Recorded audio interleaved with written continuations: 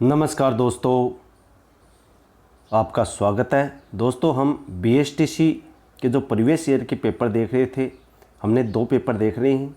अब हम बीएसटीसी 2020 का जो पेपर है उसके बारे में चर्चा करेंगे। तो दोस्तों, अपन शुरू करते हैं। पहला क्वेश्चन, वैभवशाली कलात्मक नगरी चंद्रावती पर 11वीं एवं 12वीं शताब्दी में किस वंश के शासकों का शासन रहा?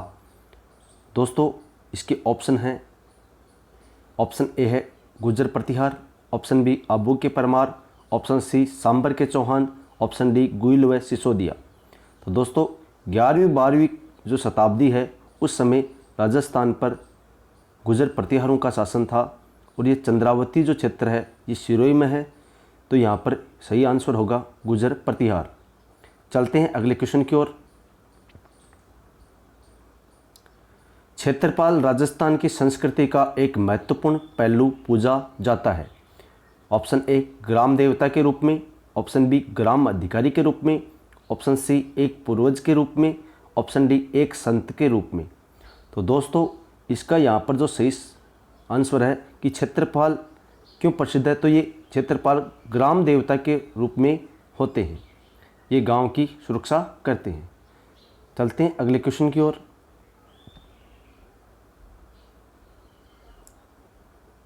निम्नलिखित में से कौन सा वाद्य यंत्र तत्वाद्य यंत्र नहीं है? दोस्तों, तत्वाद्य यंत्र की बात कर रहा है तो तत्वाद्य यंत्र कौन सा नहीं है? तो इसके अलावा जंतर भी तत्वाद्य यंत्र है, कामायचा भी है, रावण हत्ता भी है। जो अलगोजा है ये सुशीर वाद्य यंत्र है और साथ ही साथ ये राज्य का राज्य वाद्य यंत्र भी है। अलगोजा जो वाद्य यंत्र है सुशीर मतलब फूंक से बजने वाला है, जबकि ये तीनों तार से बजने वाले हैं। तार से बजने वाले वाद्य यंत्र तत्वाद्य यंत्र कहलाते हैं, फूंक से बजने वाले सुशीर वाद्य यंत्र कहलाते हैं। ठीक है दोस्तों, जो धातु से बने होते हैं वो घन वाद्य यंत्र कहलाते हैं और जो चमड़े से बनते हैं वो अवनद वाद्य यंत्र कहलाते हैं। ठीक है दोस्तों, चलते हैं अगले क्वेश्चन की ओर। राजस्थान में क्षेत्रफल की दृष्टि से सबसे छोटा जिला कौन सा है? ऑप्शन ए Dholpur, option B Bharatpur, option सी करौली, ऑप्शन डी सवाईमाधोपुर। तो दोस्तों, यहाँ पर राजस्थान का सबसे छोटा जिला पूछा गया है, तो इसका सही जवाब है ऑप्शन ए धौलपुर। चलते हैं अगले क्वेश्चन की ओर।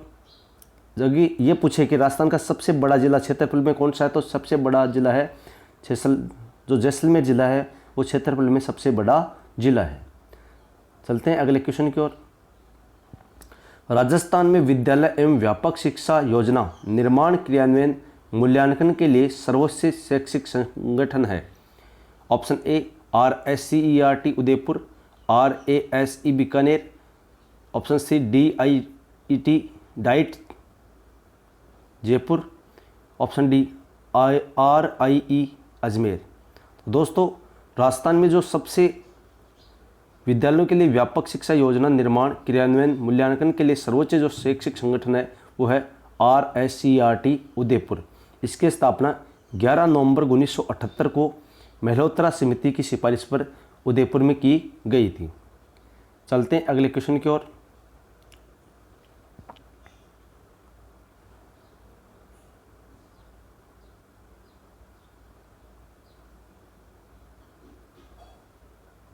कोटा के किस शासक के काल को कोटा स्कूल की चित्रशैली का उत्कृष्ट काल माना जा सकता है? Option A Maharao Shatrupal Singh, option B Maharao Kishore Singh, option C Maharao Shatrupal Singh second, option D Maharao Umed Singh first.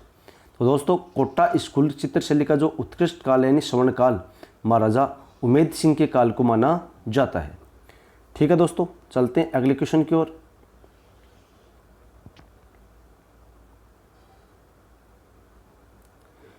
Jaipur के महाराजा सवाई जय सिंह ने किन स्थानों पर वेधशालाओं की स्थापना करवाया था? सही समूह का चयन करें। Option A Jaipur, Varanasi, Ujjain, Allahabad, Patna, option B Jaipur, Varanasi, Ujjain, Mathura, Delhi, option C Amer, Bundi, Delhi, Allahabad, Ahmedabad, option D Jaipur, Ujjain, Mathura, Jhansi और पटना। तो दोस्तों, यहाँ पर जो सही जवाब है वो है ऑप्शन बी जयपुर, वाराणसी, उज्जैन, मथुरा और दिल्ली। यानी इसका जो ट्रिक होता है उद्यमबाज, उज्जैन, दिल्ली, मथुरा, बनारस और जयपुर। सबसे बड़ी वेधशाला जयपुर है, सबसे प्राचीन वेधशाला अगर आपसे पूछे तो वो दिल्ली है। ठीक है दोस्तों, चलते हैं अगले क्वेश्चन की ओर। भारतीय संसद में राजस्थान से कितने सदस्य चुने जाते हैं? ऑप्शन ए 20, ऑप्शन बी है 25, ऑप्शन सी है 40, ऑप्शन डी 35। तो दोस्तों संसद की बात कर रहा है तो यहाँ पर जो सही जवाब होगा ऑप्शन डी होगा 35।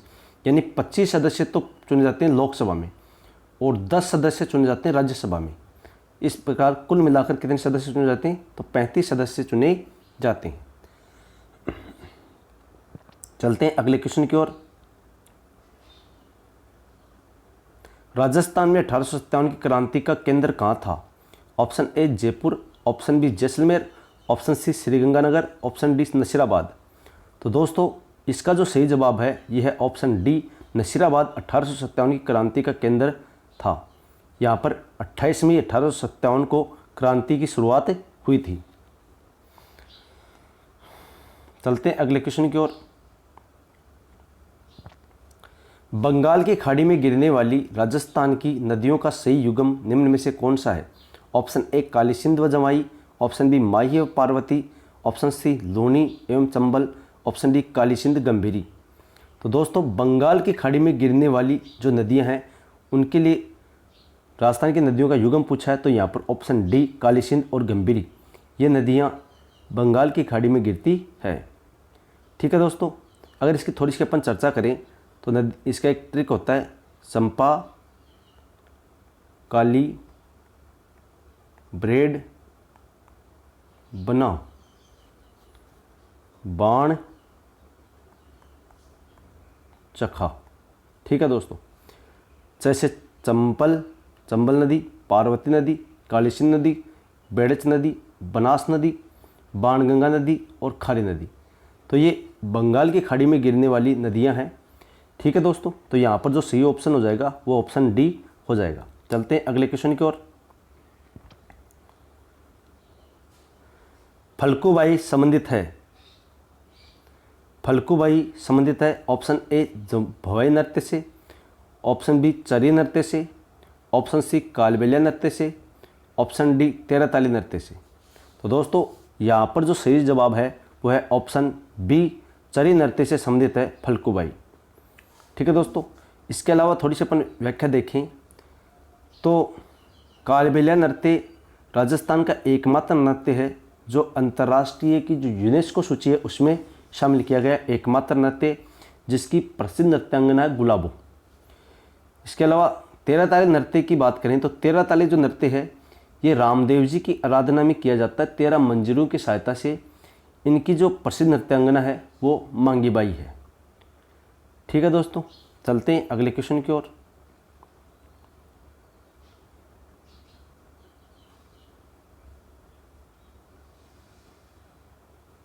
कीर्ति स्तंभ एवं विजय स्तंभ कहाँ स्थित है? Option A Chittorgarh, option B Rajgarh, option C Jodhpur, option D Barmer. तो दोस्तों कीर्ति स्तंभ और विजय स्तंभ चित्तौड़गढ़ में स्थित है। इनका निर्माण महाराणा कुंभा के द्वारा कीर्ति स्तंभ का निर्माण करवाया गया था। इसे विजय स्तंभ भी कहते हैं। 1437 में जो सारंगपुर का युद्ध हुआ था उसमें मोहम्मद खिलजी को हराने के बाद उनकी विजय के उपलक्ष्य पर महाराणा कुंभा के द्वारा चित्तौड़गढ़ में विजय स्तंभ का निर्माण करवाया गया था।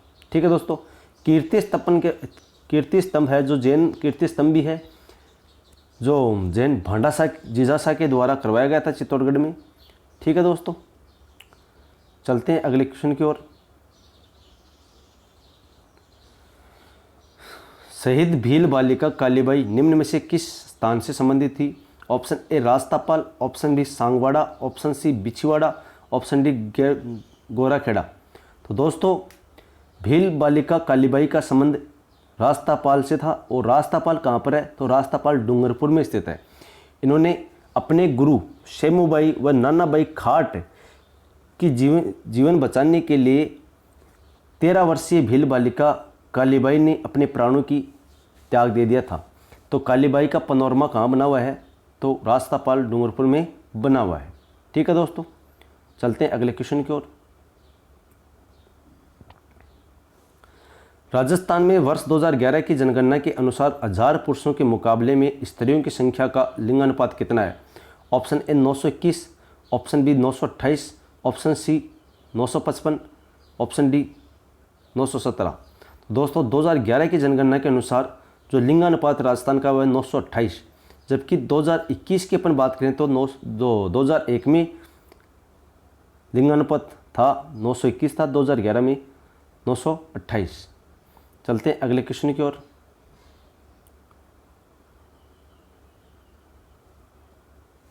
भोराट का पट्टा राजस्थान के किन जिलों में फैला हुआ है? Option A Udaipur Rajsamand, option B Banswara Dungarpur, option C Dungarpur Pratapgarh, option D है चित्तौड़गढ़ उदयपुर। तो दोस्तों जो भोराट का पठार है वो उदयपुर राजसमंद जिलों में फैला हुआ है।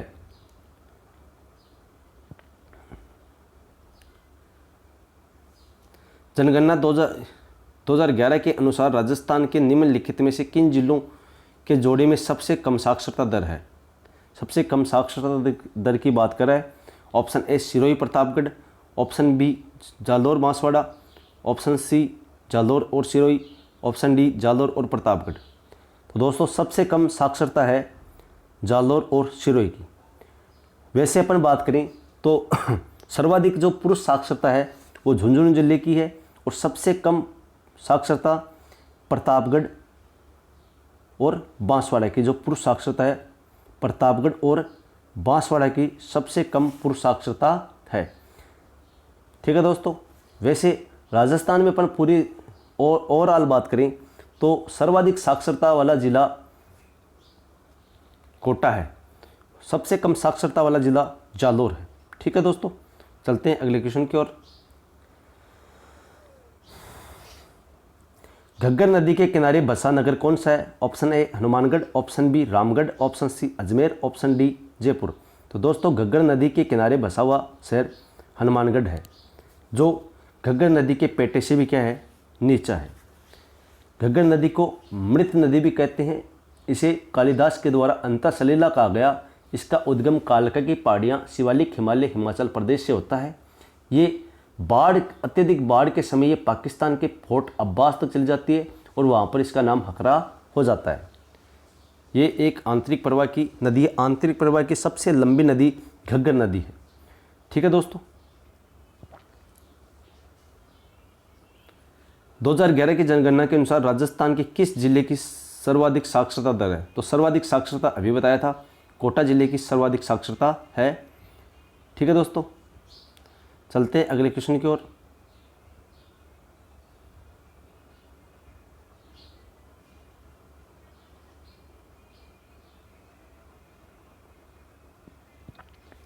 मांगणियार एवं लंगा लोक कलाकारों को प्रख्यात करने का श्रेय किसे दिया जाता है? ऑप्शन ए कोमल कोठारी को, ऑप्शन बी देवीलाल सामर को, option C colonel James Tod को, ऑप्शन डी कृपाल सिंह शेखावत को। तो दोस्तों मांगणियार व लंगा जनजाति जो है कलाकार हैं, इनको प्रख्यात करने का श्रेय ऑप्शन ए कोमल कोठारी को दिया जाता है। कोमल कोठारी के द्वारा बारुंदा जोधपुर में रूपायन संस्थान की स्थापना की गई थी। कौन से संस्थान? रूपायन संस्थान बारुंदा जोधपुर में कोमल कोठारी के द्वारा ये संस्थान की स्थापना की गई थी। ठीक है दोस्तों, कृपाल सिंह शेखावत की अपन बात करें तो ये ब्लू पोटरी के लिए प्रसिद्ध हैं। ठीक है दोस्तों, कर्नल जेम्स टॉड को घोड़े वाला बाबा कहा जाता है। राजस्थान के इतिहास का पितामह कर्नल जेम्स टॉड को कहा जाता है। चलते हैं अगले क्वेश्चन की ओर। किस लोक देवता की पत्नी उनकी मृत्यु के बाद सती हुई थी? Option A Mallinath ji, option B Harbu ji, option C Teja ji, option D Dev ji. तो दोस्तों किस लोक देवता की पत्नी उनकी मृत्यु के बाद सती हुई थी? तो इसका जो सही जवाब है वो ऑप्शन सी तेजा जी। तेजा जी की पत्नी का नाम पेमल दे था। कल वाले पेपर में एक क्वेश्चन आया था कि तेजा जी की पत्नी का क्या नाम था, तो पेमल दे इनकी पत्नी का नाम था, जो इनकी मृत्यु के बाद क्या हुई थी, सती हुई थी। ठीक है दोस्तों, तेजा जी ने लाछा गोजरी की गायों की रक्षा की थी। चलते हैं अगले क्वेश्चन की ओर। राजस्थान की निम्न में से कौन सी फसल मावठ से लाभान्वित नहीं होती? ऑप्शन ए गेहूं, ऑप्शन बी चना, ऑप्शन सी सरसों, ऑप्शन डी कपास। तो दोस्तों रबी की फसल के लिए मावठ प्रसिद्ध है, मावठ लाभान्वित करती है रबी की फसल को, लेकिन यहाँ पर जो लाभान्वित नहीं होती तो होती है कपास। बाकी ये तीनों गेहूँ, जौ, चना, सरसों, राई, तिल, ये सब क्या है? रबी की फसल है। जबकि कपास किसकी फसल है? तो ये खरीफ की फसल है। चलते हैं अगले क्वेश्चन की ओर। जला गीत स्त्रियों द्वारा कब गाया जाता है? ऑप्शन ए कुआ पूजन के समय, ऑप्शन बी झल झूलने एकादशी के अवसर पर, ऑप्शन सी वर की बारात का डेरा देखने जाने पर, ऑप्शन डी तीज पूजन के अवसर पर। तो दोस्तों जला जो गीत है ये है वर की बारात का डेरा देखने के समय गाया जाने वाला गीत है। ठीक है दोस्तों, चलते अगले क्वेश्चन की ओर। राजस्थान का मंडावा कस्बा पर्यटकों के लिए आकर्षण का केंद्र है जो प्रसिद्ध है। ऑप्शन ए सैन्य संग्रहालय के लिए, ऑप्शन बी मंदिर समूह के लिए, ऑप्शन सी राज प्रसादों के लिए, ऑप्शन डी चित्रित हवेलियों में भित्ति चित्रों के लिए। तो दोस्तों मंडावा चित्रित हवेलियों में भित्ति चित्रों के लिए क्या है? प्रसिद्ध है। चलते हैं अगले क्वेश्चन की ओर। शेख सादी की गुलिस्ता की पांडुलिपि को चित्रित करने का वाला बलदेव राजपुताना किस शैली का संबंधित था? तो दोस्तों यहाँ पर जो सही जवाब है यह है ऑप्शन बी अलवर शैली। तो शेख सादी गुलिस्ता पांडुलिपि को चित्रित करने वाला बलदेव राजपुताना की अलवर शैली का चित्रकार था। ठीक है दोस्तों, चलते हैं अगले क्वेश्चन की ओर।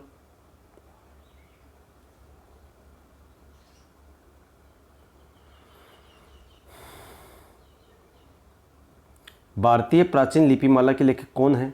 Option A Gaurishankar Hirachand Ojha, option B Vishweshwar Nath Reu, option C Ramkaran Asopa, option D Muni Jin विजय। दोस्तों भारतीय प्राचीन लिपिमाला के जो लेखक हैं वो है ऑप्शन ए गौरीशंकर हीराचंद ओझा, जो सिरोही के रोइडा गांव के निवासी थे। ठीक है दोस्तों, चलते हैं अगले क्वेश्चन की ओर।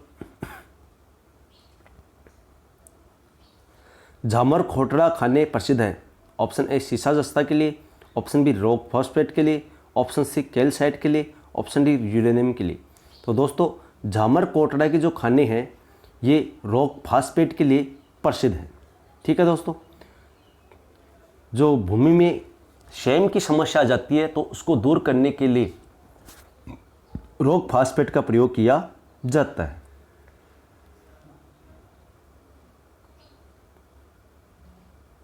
चलते हैं अगले क्वेश्चन की ओर।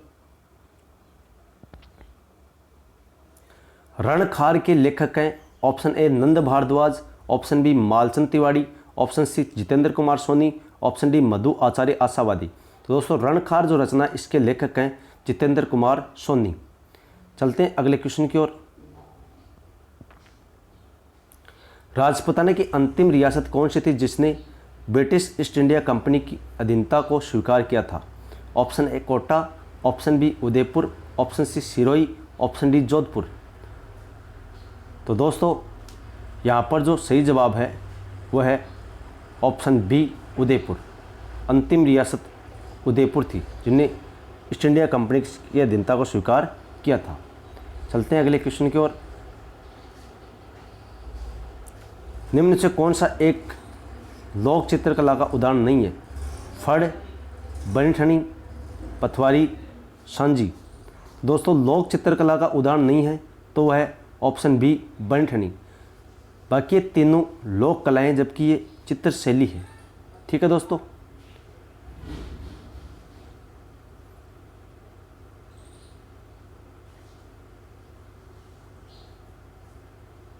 चलते हैं अगले क्वेश्चन की ओर। कालीबंगा का प्रथम उत्खननकर्ता कौन था? Option A S R Rao, option B A Ghosh, option C B K Thapar, option D R C Agrawal. दोस्तों कालीबंगा के प्रथम उत्खननकर्ता की अपन बात करें तो वो थे अमलानंद घोष, जिनके द्वारा 1952-53 में घग्गर नदी के किनारे कालीबंगा सभ्यता का उत्खनन किया गया था। कालीबंगा का शाब्दिक अर्थ था काले रंग की चूड़ियाँ। ठीक है दोस्तों, कालीबंगा हनुमानगढ़ जिले में स्थित है। चलते हैं अगले क्वेश्चन की ओर। दर्रा वन्यजीव अभयारण्य कहाँ स्थित है? तो दोस्तों इसका सही जवाब है ऑप्शन जो बी है, ये बिल्कुल सही है।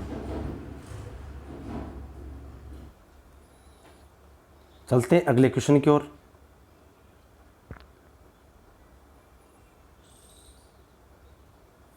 निम्नलिखित में से किस नृत्य के साथ झांझ नामक वाद्य यंत्र का प्रयोग किया जाता है?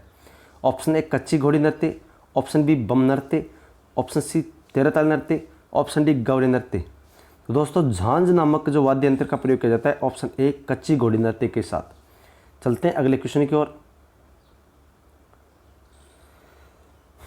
प्रसिद्ध अमर सागर जैन मंदिर राजस्थान के किस जिले में स्थित है? Option A Barmer, option B Jaisalmer, option C Jodhpur, option D Pali. तो दोस्तों प्रसिद्ध अमर सागर जैन मंदिर जैसलमेर में स्थित है, तो यहाँ पर ऑप्शन बी बिल्कुल सही आंसर है। चलते हैं अगले क्वेश्चन की ओर। ग्राम पंचायत का सचिव होता है? Option A patwari, option B sarpanch, option C उप सरपंच, ऑप्शन डी ग्राम सेवक। तो दोस्तों ग्राम पंचायत का जो सचिव होता है वो होता है ग्राम सेवक। चलते हैं अगले क्वेश्चन की ओर। पश्चिमी क्षेत्र सांस्कृतिक केंद्र उदयपुर के सभापति कौन है? तो दोस्तों ऑप्शन ए है राजस्थान के राज्यपाल, ऑप्शन बी राजस्थान के मुख्यमंत्री, ऑप्शन सी राजस्थान के पर्यटन मंत्री, ऑप्शन डी उदयपुर के संभागीय आयुक्त। तो दोस्तों उदयपुर के जो पश्चिमी क्षेत्र सांस्कृतिक केंद्र है ये पहली बात तो है कहाँ पर स्थित? उदयपुर में स्थित है। फिर इसके सभापति कौन होते हैं? तो इसके सभापति राजस्थान के राज्यपाल होते हैं। चलते हैं अगले क्वेश्चन की ओर। राजस्थान की सीमा कितने राज्यों की सीमाओं से मिलती है? Option A 5, option B 6, option C 4, option D 3। तो दोस्तों राजस्थान की सीमा 5 राज्यों से मिलती है। कौन कौन से हो गए? तो अगर पंजाब, हरियाणा, उत्तर प्रदेश, मध्य प्रदेश, गुजरात, तो ये 5 जिलों से 5 राज्य हैं, उनसे राजस्थान की सीमा लगती है। चलते हैं अगले क्वेश्चन की ओर। राजस्थान के कौन से 2 जिले में जनसंख्या घनत्व 500 व्यक्ति प्रति वर्ग किलोमीटर से अधिक है 2011 की जनगणना के अनुसार? Option A Jaipur Dausa, option B Jaipur Bharatpur, option C Jaipur Alwar, option D Jaipur Banswara. तो दोस्तों इसका जो सही जवाब है वो है option B Jaipur Bharatpur. 500 plus इनका जनसंख्या घनत्व है। ठीक है दोस्तों, चलते हैं अगले क्वेश्चन की ओर। महाराणा कुंभा के शासनकाल में दिल्ली सल्तनत किन राजवंशों के शासन में था? ऑप्शन ए दास Khilji, option B Tughlaq Sayyid, option C Sayyid Lodi, option D Lodi Mughal. तो दोस्तों महाराणा कुंभा के समय की बात करें, महाराणा कुंभा कार्यकाल 1433 से लेकर 1468 तक महाराणा कुंभा कार्यकाल था। अब इस बीच में किनका शासन था? तो दोस्तों अगर अपन बात करें 1290 से 1206 में गुलाम वंश की स्थापना हुई थी, यानी दास वंश की। तो 1206 से लेकर 1290 तक चला था, इसका मतलब दास तो नहीं है। उसके बाद आ गए थे तुगलक, खिलजी आ गए थे। तो 1290 से लेकर 1320 तक चले थे खिलजी, तो ये भी नहीं आ रहा, तो खिलजी भी यहाँ पर रॉन्ग हो गया। खिलजियों के बाद आए थे तुगलक, 1321 से लेकर 1414 तक ये चले थे तुगलक। उसके बाद 1414 से लेकर 1451 तक। तो यहाँ पर जो सही आंसर होगा वो होगा ऑप्शन सी सैयद व लोदी। ठीक है दोस्तों, चलते अगले क्वेश्चन की ओर।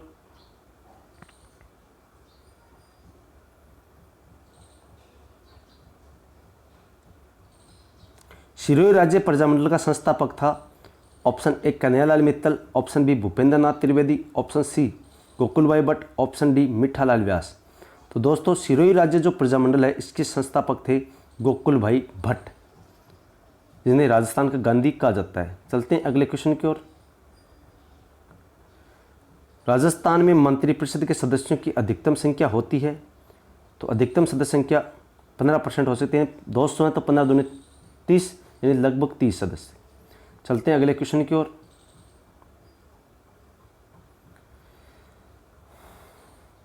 भील जनजाति राज्य के किस भाग में निवास करती है? किस भाग में निवास करती है? उत्तरी भाग में, पूर्वी भाग में, दक्षिणी भाग में, पश्चिम भाग में? तो दोस्तों भील जनजाति राजस्थान के दक्षिणी भाग में निवास करती है। चलते हैं अगले क्वेश्चन की ओर। राजस्थान में व्यापारिक फसलों में नरमा किस फसल संबंधित है? ऑप्शन ए गन्ना से, ऑप्शन बी कपास से, ऑप्शन सी तंबाकू से, ऑप्शन डी जोजोबा से। तो दोस्तों राजस्थान की व्यापारिक फसलें नरमा का संबंध कपास से है। ठीक है दोस्तों, चलते हैं अगले क्वेश्चन की ओर।